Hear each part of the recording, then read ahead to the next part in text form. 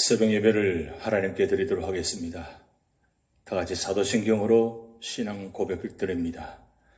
전능하사 천지를 만드신 하나님 아버지를 내가 믿사오며 그 외아들 우리 주 예수 그리스도를 믿사오니 이는 성령으로 잉태하사 동정녀 마리아에게 나시고 본디오 빌라도에게 고난을 받아사 십자가에 못 박혀 죽으시고 장사한 지 사흘 만에 죽은 자 가운데서 다시 살아나시며 하늘에 오르사 전능하신 하나님 우편에 앉아 계시다가 저리로서 산자와 죽은 자를 심판하러 오시리라.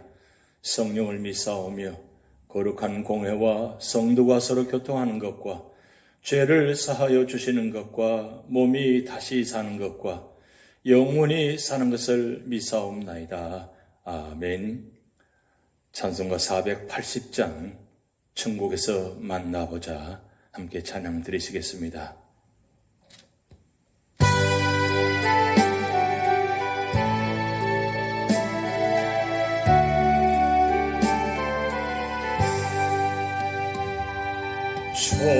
천국에서 만나보자 그날 아침 거기서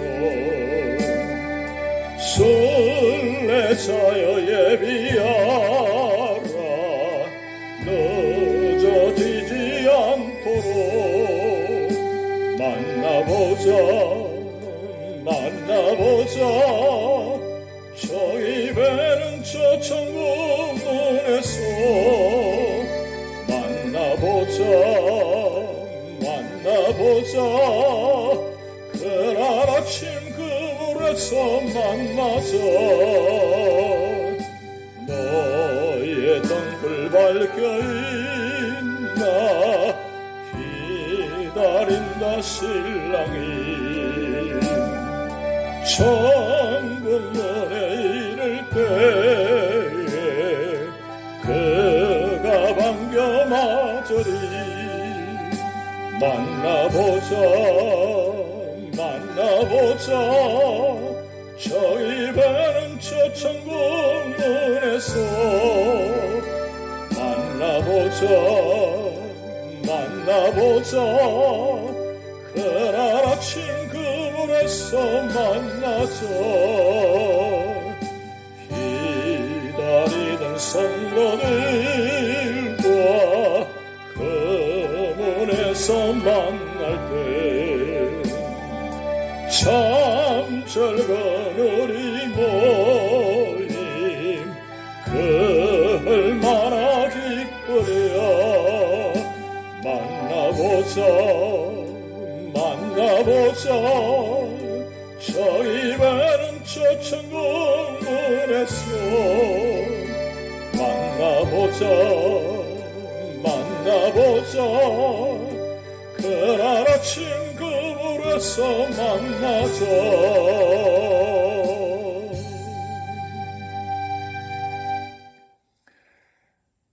오늘 우리 교회에 주신 하나님 말씀은 창세기 25장 1절에서 34절 말씀입니다. 아브라함이 후처를 맞이하였으니 그의 이름은 그두라라. 그가 시므란과 욕산과 머단과 미디안과 이스박과 수안을 낳고 욕산은 스바와 드단을 낳았으며 드단의 자손은 아수르 족속과 르두시 족속과 르미 족속이며 미디안의 아들은 에바와 에벨과 하녹과 아비다와 엘다이니 다 그두라의 자손이었더라. 아브라함이 이삭에게 자기의 모든 소유를 주었고 자기 서자들에게도 재산을 주어 자기 생전에 그들로 하여금 자기 아들 이삭을 떠나 동방 곧 동쪽 땅으로 가게 하였더라. 아브라함의 향년이 175세라.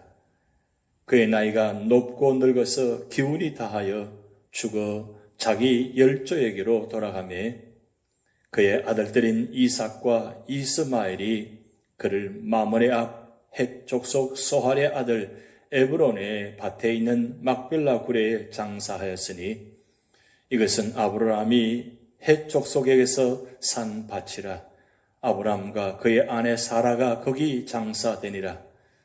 아브라함이 죽은 후에 하나님이 그의 아들 이삭에게 복을 주셨고 이삭은 보엘라 헤로이 근처에 거주하였더라. 사라의 여종 애굽인 하갈이 아브라함에게 낳은 아들 이스마엘의 족보는 이러하고 이스마엘의 아들들의 이름은 그 이름과 그 세대대로 이와 같으니라. 이스마엘의 장자는 르바요시요 그 다음은 게달과 아브엘과 밑삼과 미스마와 두마와 마사와 하닷과 데마와 여둘과 나비스와 게드마니 이들은 이스마엘의 아들들이요 그 촌과 부락대로 단 이름이며 그 족속대로는 12 지도자들이었더라. 이스마엘은 향년이 137세에 기운이 다하여 죽어 자기 백성에게로 돌아갔고 그 자손들은 하윌라에서부터 아수르로 통하는 애굽 앞술까지 이르러 그 모든 형제 맞은편에 거주하였더라. 아브라함의 아들 이삭의 족보는 이러하니라. 아브라함이 이삭을 낳았고 이삭은 40세에 리브가를 맞이하여 아내를 삼았으니 리브가는 밧단 아람의 아람 족속 중 보두엘의 딸이요 아람 족속 중 라반의 누이였더라. 이삭이 그의 아내가 임신하지 못하므로 그를 위하여 여호와께 간구하매 여호와께서 그의 간구를 들으셨으므로 그의 아내 리브가가 임신하였더니 그 아들들이 그의 태 속에서 서로 싸우는지라 그가 이르되 이를 경우에는 내가 어찌할꼬 하고 가서 여호와께 묻자온대 여호와께서 그에게 이르시되 두 국민이 내 태중에 있구나 두 민족이 내 복중에서부터 나누이리라. 이 족속이 저 족속보다 강하겠고 큰 자가 어린 자를 섬기리라 하셨더라. 그 해산 기한이 찬적 태에 쌍둥이가 있었는데 먼저 나온 자는 붉고 전신이 털옷 같아서 이름을 에스라 하였고 후에 나온 아우는 손으로 에서의 발꿈치를 잡았으므로 그 이름을 야곱이라 하였으며 리브가가 그들을 낳을 때에 이삭이 60세였더라.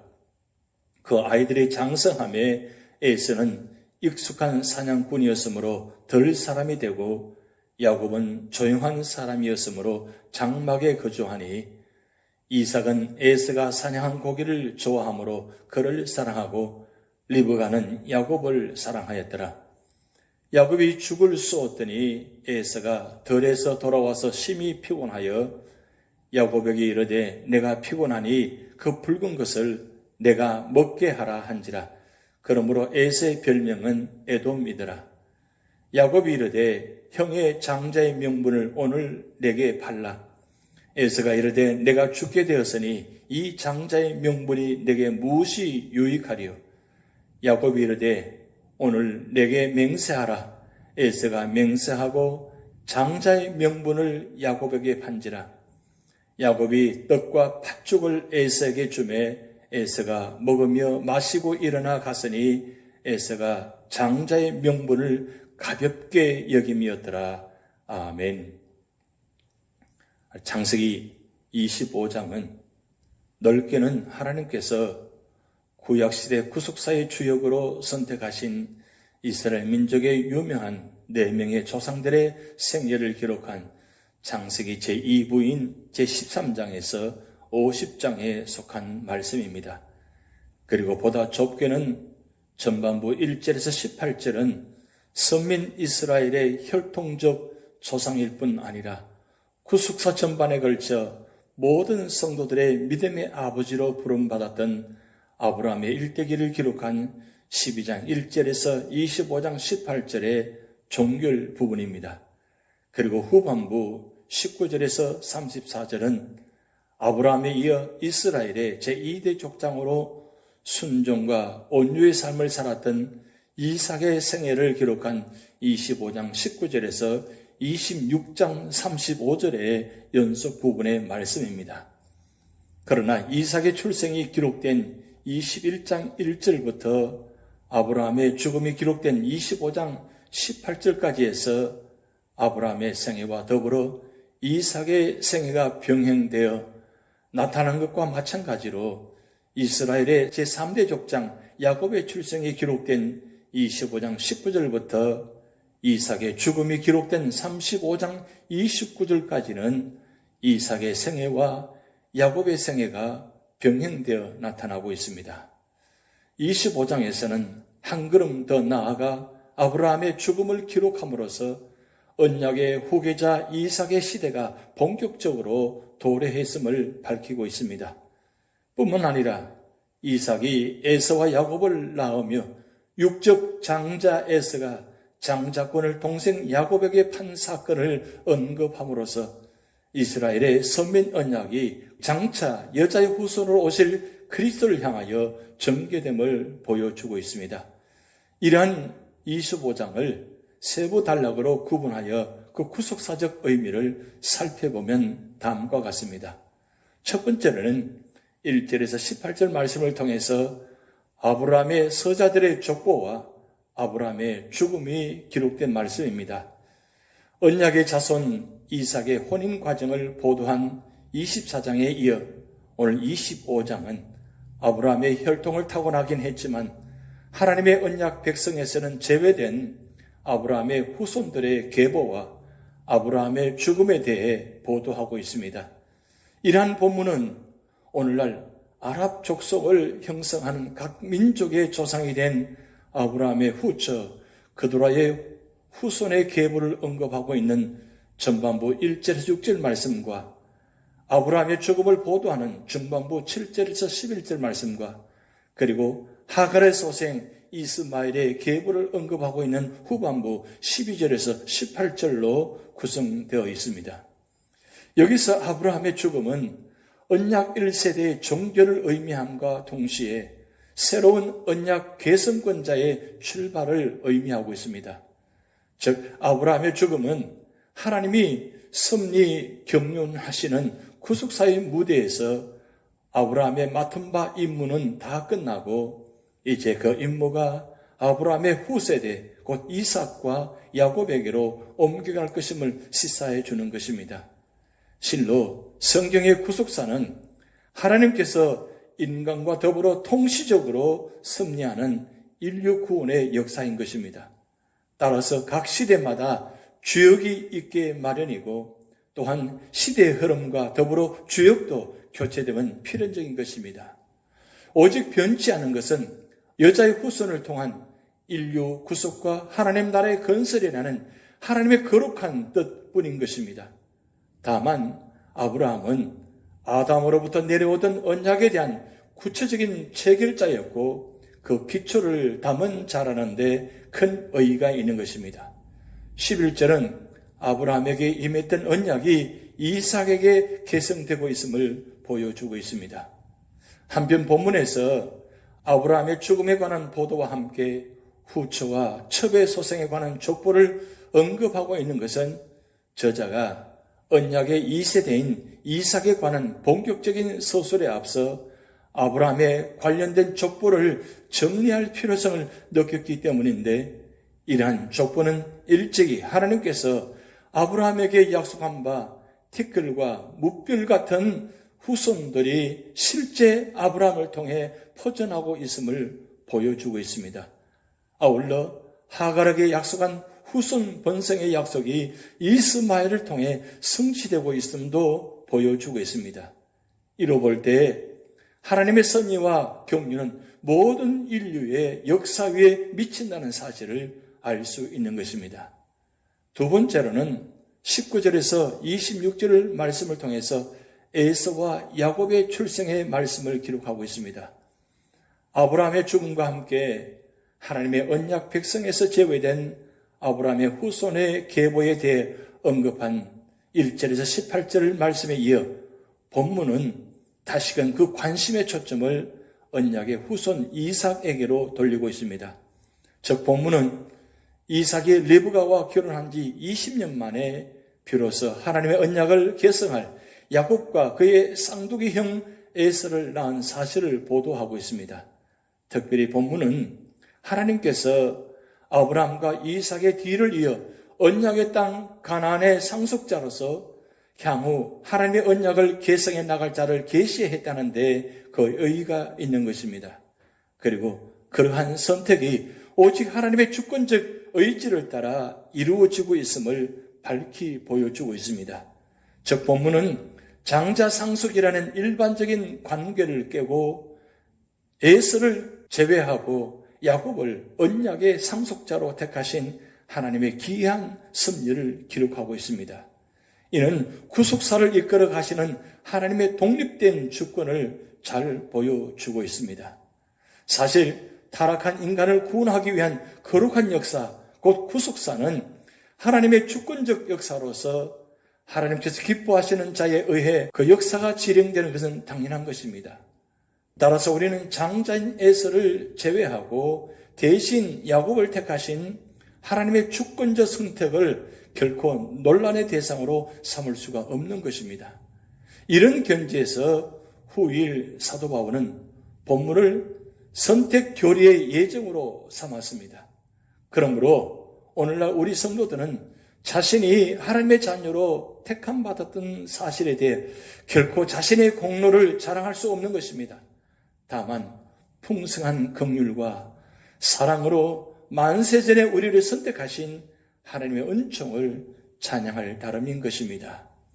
세 번째로는 27절에서 34절 말씀을 통해서 야곱의 장자의 명분 획득에 대한 말씀입니다.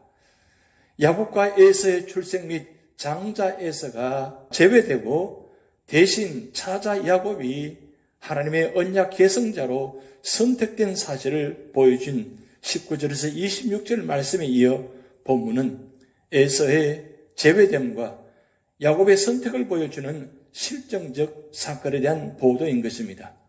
즉 본문은 언약 가문의 장자로 태어났으면서도 자신의 장자의 명분을 경홀하게 여김으로써 결국 장자의 명분을 노리던 동생 야곱에게 판죽 한 그릇에 장자의 명분을 팔아넘기는 에서의 어리석은 행동을 기록하고 있는 것입니다. 복중에서부터 싸우던 에서와 야곱은 이 사건을 계기로 그들의 후손들에 이르기까지 갈등과 적대 관계를 형성했는데 곧 역사상 야곱의 후손인 이스라엘과 에서의 후손인 에돔과의 적대 관계가 그것인 것입니다.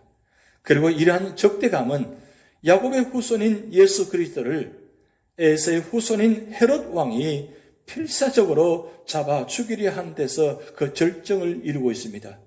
본문은 장자의 명분을 놓고 그것에 대해 특권을 가졌으나 도리어 경홀히 여김으로써 가장 귀중한 것을 가장 값싸게 팔아넘기는 에서의 어리석은 행동과 비록 교활하고 간사하지만 장자의 명분을 사모한 야곱의 지혜로운 행동이 대조적으로 묘사된 부분의 말씀입니다. 후일 히브리서 기자는 팥죽 한 그릇에 장자권을 판 에서를 망명된 자로 규정하였는데 이는 오늘날 하늘의 시민권을 썩어질 세상인 것과 바꾸려는 자들에게 경종을 울려주고 있습니다. 오늘 창세기 25장의 교훈은 무엇입니까? 첫 번째는 우리는 기도 응답을 체험해야 한다는 사실입니다. 이삭은 결혼한 지 20년이 되도록 자녀가 없었습니다. 그것은 확실히 그의 신앙 훈련의 과정이었습니다. 이삭은 자녀가 없는 일을 통해 하나님께 기도하며 하나님의 은혜와 응답하심을 사모하였고 마침내 응답을 얻은 것입니다. 그것은 낭망치 않고 하나님을 사모하며 기도한 긴 세월 후에 이루어진 사실입니다.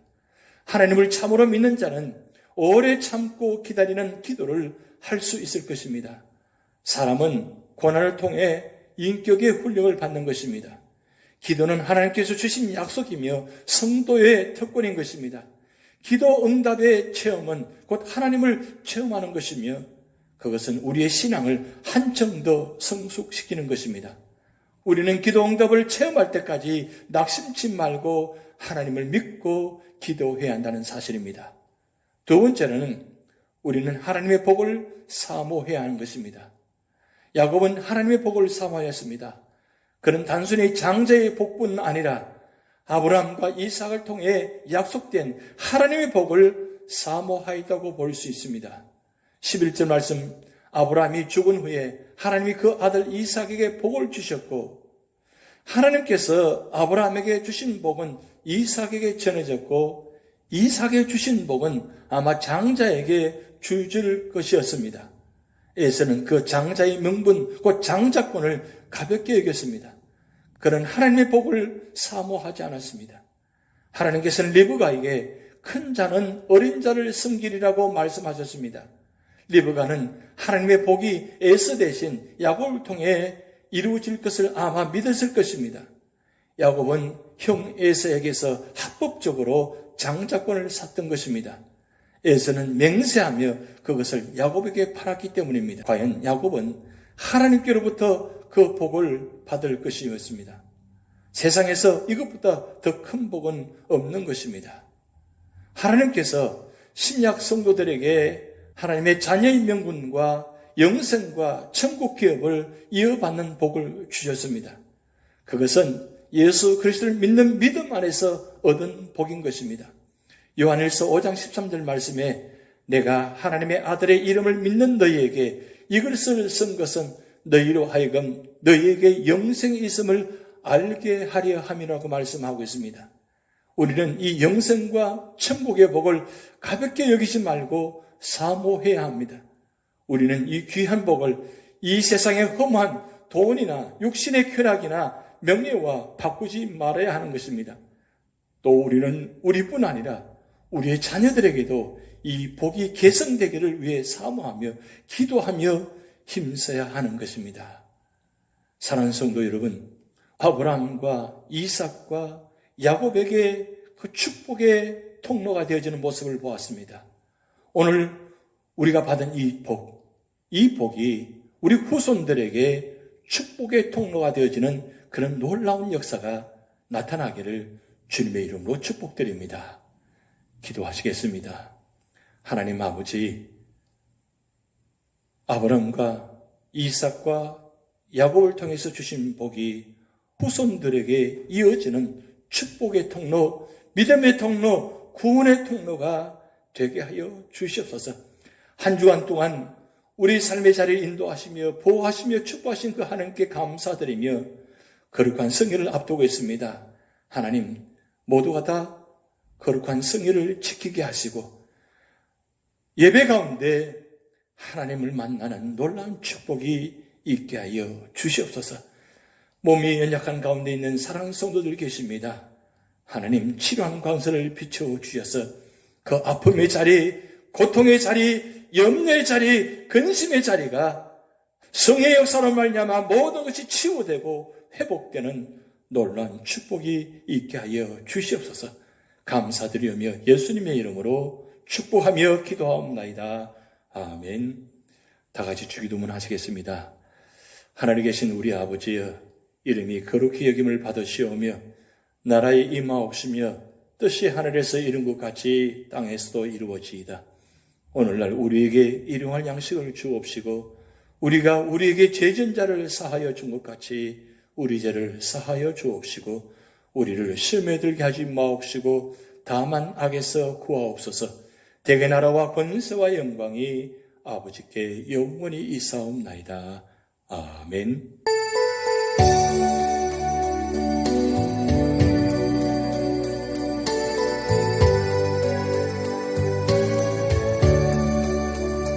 내가 지금 사는 것 주님의 크신 은혜요, 주를 믿게 된 것은 더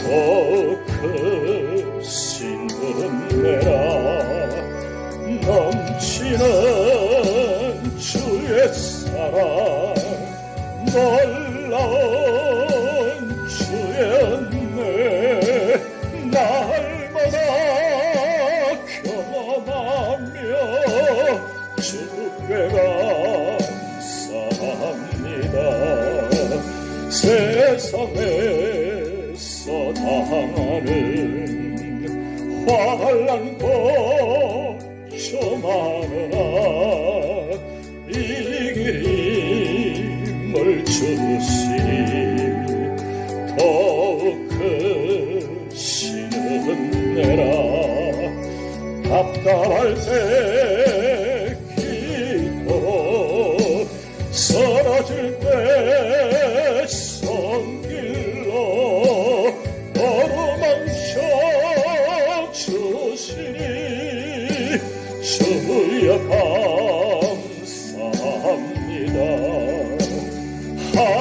하늘에는 영광이 우리의 큰 기쁨이 날로 더해가는 것 더욱 크신 은혜라. 쌓여진 사랑도 감당할 길 없어서 몸가만 드립니다. 진정 감사합니다.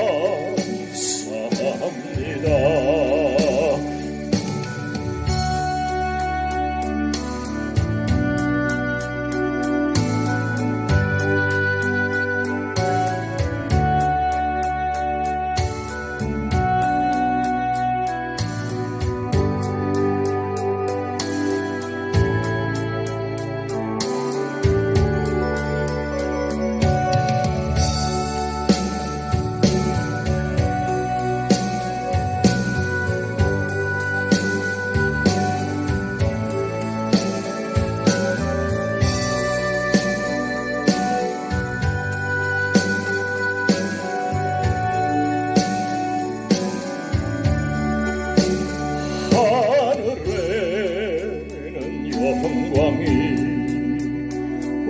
우리에겐 기쁨이 날로 더해가는 것 더욱 크신 은혜라. 쌓여진 사랑도 감당할 길 없어서 몸가만 드립니다.